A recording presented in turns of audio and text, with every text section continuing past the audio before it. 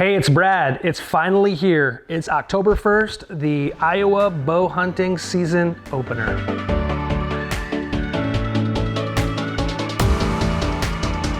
I typically spend the early season looking to harvest a doe or two, and especially in areas where I have a higher number of does.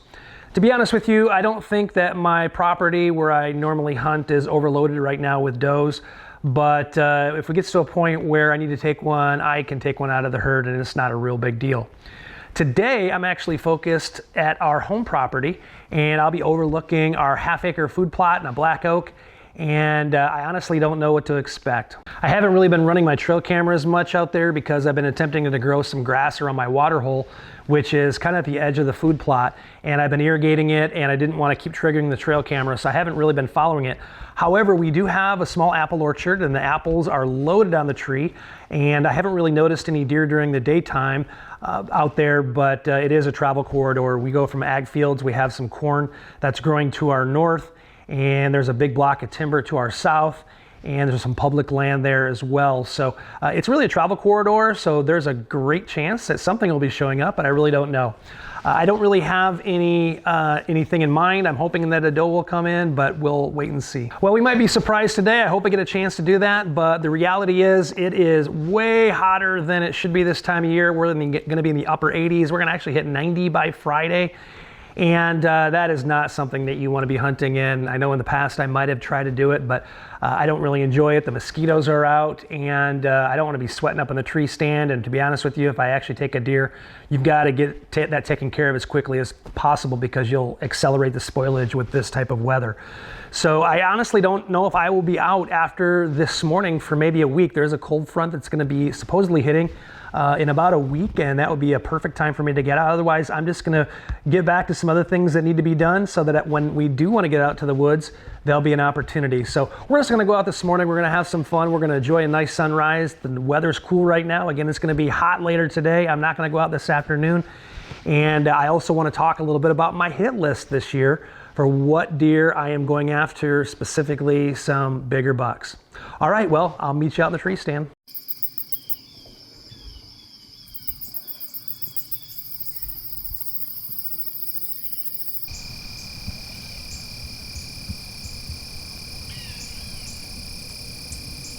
Wow, it feels so good to be up in a tree stand. This is the first time I've been up in a tree stand since late October of 2024, which is when I broke my arm pretty badly trying to get out of a hunting setup out at the hunting property on my way down to the creek.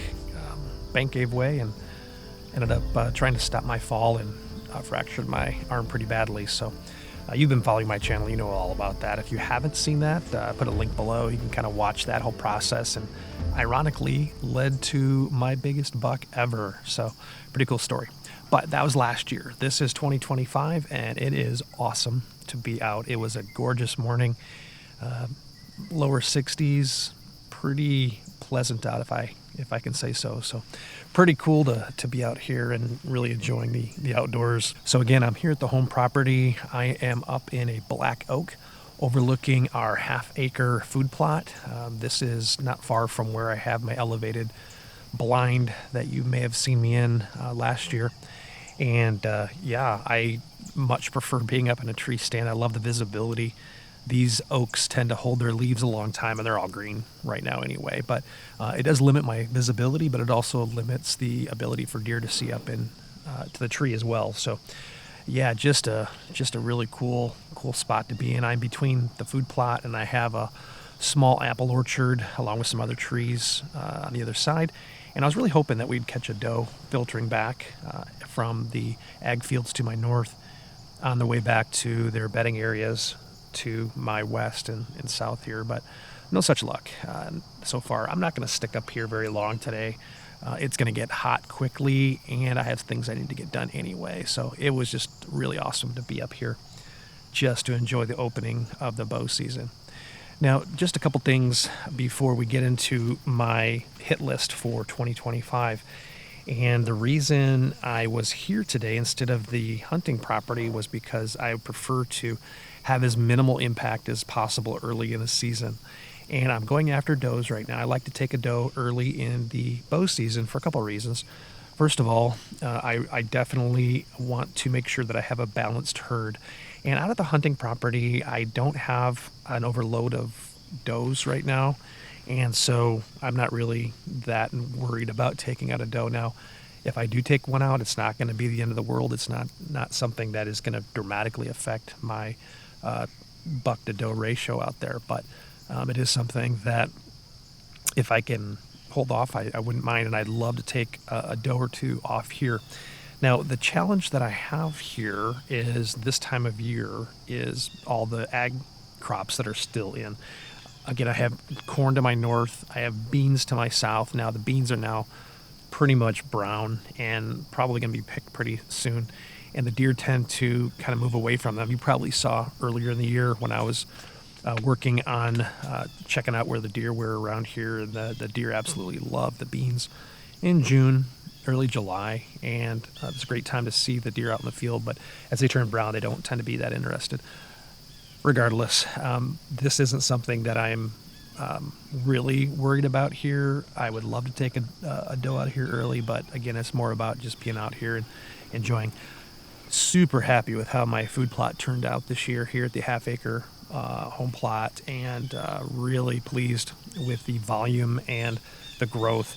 It's a brassica food plot, for those unfamiliar with that. It's a mixture of some turnips and some tillage radish, and the deer will eat the greens at first and will come back later in the winter when there's fewer options for them to eat, and they will even dig up the bulbs. So it's kind of cool to have that here. I also layered in some winter rye grain, and that is because there are some spots where I had some areas didn't grow as well. Not many, thankfully. More so at the hunting property. We'll show you that later whenever we get out there. But mostly that's for two reasons. First of all, it gives us more food if needed. I don't think we're going to be too worried about running out of food here, but it's also for coverage over the winter. We don't want to leave any bare soil for erosion standpoint. But yeah, super happy with where the food plot's gone. So we'll see if that pays off later. In regards to out at the hunting property, if I wanted to, I could easily take a doe. There are, I think, 2 doe family groups at least that I have on regular pictures that I'm catching out there, videos, and it is a great example of how you are able to pattern does relatively easy. They tend to have a pretty small home range, and if you're watching this right now, you're seeing how easily it is to pattern these does. They are coming out every morning, every evening in the same interior food plots that are pretty much hidden, which means it's not far from where they're bedding, and it gives you really a pretty good pattern if you want to take a shot at one of these does. And we'll see how things go. I may at some point here, and I'd rather do it sooner rather than later, because I want to make sure that we're not disturbing that area when the bucks start filtering in. So speaking of that, I want to talk just for a couple minutes about my hit list. And if you watch other shows, hunting, bow hunting, or even whatever, deer shows, you will see hunters talk about their hit list. Now, if you're recording like I am, it's always nice to tell a story. It's kind of cool to follow the different things that happen during the hunting season, including following specific bucks year to year. And one of the cool things about developing a property is seeing that growth happen and actually producing opportunities over the course of years when you pass the younger bucks and allow them to reach maturity. And that's really what we want to do. The challenge for many of us that have smaller properties is it isn't anything like some of these other shows that you'll watch on here that I love to watch. I love to see what hunters are talking about for the fall and deer that they're watching. But the reality is, when you have hundreds or even thousands of acres, you have a lot more probability that you're going to have some bucks staying on your property full time. And that isn't unrealistic for a buck or two, maybe on a smaller property. But the reality is that you're not going to have the capability of holding many mature bucks. They do not want to be around other mature bucks during the hunting season, during the fall, during the rut. And so the reality is that unless you have a buck that is local, it's going to be highly unlikely that you're going to get a buck earlier in the year. So that's just something to be aware of. Don't watch a TV show or another hunting YouTube show like this, and you have these guys and gals that may have a lot more acreage than you do. And so put things in perspective. And to be honest with you, none of the bucks that I've taken were the bucks that I saw earlier in the year on the cameras. And that doesn't mean it's just a rut only property, but I tend to start seeing the bucks show up towards the end of October. And that means that all the work that I did throughout the whole entire year, all the disturbances, doesn't mean anything to them. And that's why we talk about a lot of times we got to get off the property with a couple of weeks before the hunting season to give everything a chance to rest. And that's close to what we did this year. But yeah, I want to talk just briefly about some bucks that I'm looking for. Again, I've had some bucks show up on film or on camera this year, and it's pretty cool to see them. I like seeing them. And some are pretty impressive, but the reality is I don't get too excited until, again, once the hunting season is here, and technically it's here, but I'm not too worried about it until, we're probably looking at 2 to 3 weeks to the third week of October or so. And a lot of that depends on the weather as well, and we'll talk about that in a minute. But a couple bucks that I do hope I see this year for sure. I think my number one buck that I want to see is the buck that I call Stickers, and he has really cool mass on his antlers, probably the biggest deer that I've seen alive. And he is the one that I was trying to sneak out of a stand to avoid disturbing him when I actually had my arm fracture. So it'd be really cool to see him again. He stuck around for a little bit, but he must have just been around here for some does, of course. So who knows? I don't know if he's still alive, and hopefully we'll see him. He has a pretty unique rack. We have a couple other bucks that I think have a lot of probability of showing up, and it'd be nice to kind of see them. But there's a lot of decent-sized bucks, and again, I can't necessarily pinpoint a buck that I know for sure is going to show up, but I'm excited about it. Talk a little bit here about the home property. Last year, I had an opportunity to film a really cool 8-pointer, really tall, mature buck that I got during the June summer time frame, and he was really cool, and he actually showed up a couple times here at the property, and I called him the drone buck just because of that, but never got a chance to see him live. He showed up at night a couple times, but again, after I fractured my arm, it was a whole different ball game, and I did get a chance to hunt a couple times out of the blind here at the home property last year, but didn't really get a shot. I didn't get to film as much as I wanted to this past June. We had a lot of activities going on that took me out of the area, so I did get a couple. There's a couple cool things, mostly does, but couple bucks that I did see. I didn't catch the drone buck at all this year, but that doesn't mean he isn't out here.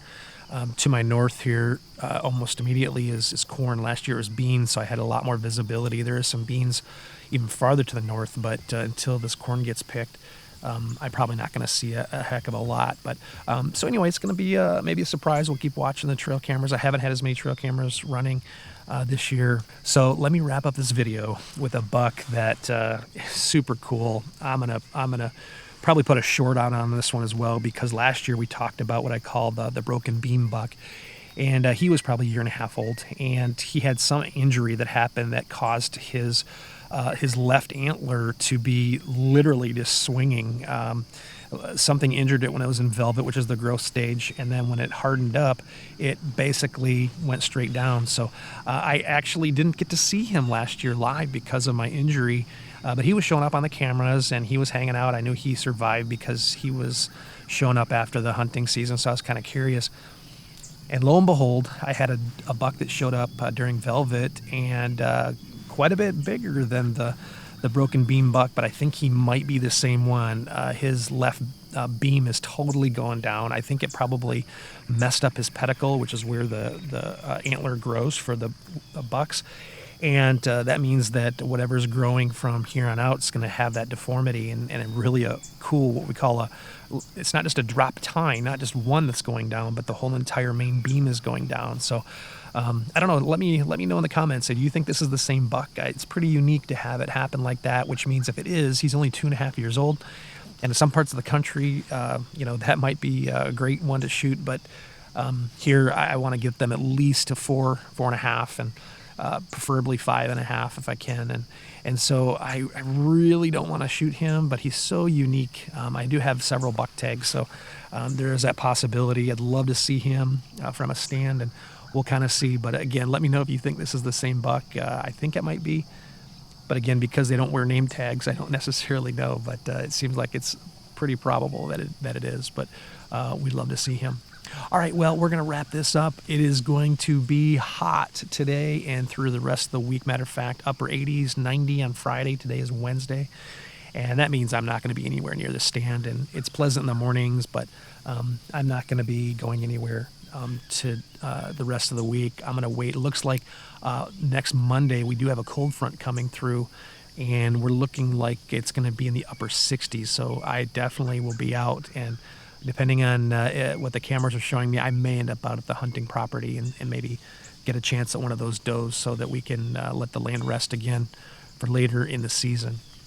Speaking of being hot, I am not done with my editing for my summer habitat marathon.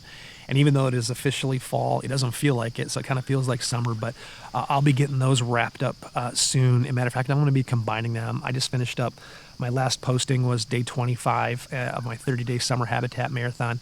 And the reason it's taken me so long was because of what I ran into with the creek. And we'll detail those. Hope you get a chance to watch that, because the water event, the high water event that we had this past summer, I've already previewed it a little bit as far as the creek, but it was pretty substantial what that water did. And the biggest issue was it dug out these pool areas that kind of lock the water in, and it was pretty deep.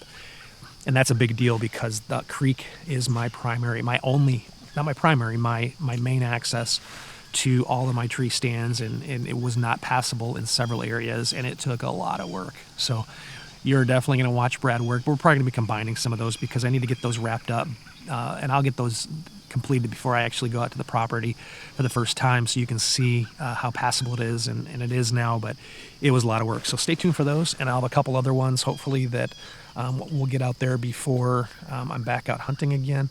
Thanks so much for watching. I really appreciate it. So good to be done with the habitat season, and we're into hunting season. Now that we're into hunting season, I will be turning these around pretty quickly because I won't be having anything else competing with my time from a work standpoint from what I'm filming. So I'm trading a tripod or a handheld to now my tree stand mount. So I have other work I need to be doing. I'm not saying I have nothing else to do, but I should be able to turn these around pretty quick. All right, well, hey, I appreciate it. Stay tuned. I'm looking forward to seeing what's going to show up this year. Again, so great to be up in a tree stand again. 100% healed. I'm able to shoot my bow, and we're hoping to get some great stories told this season.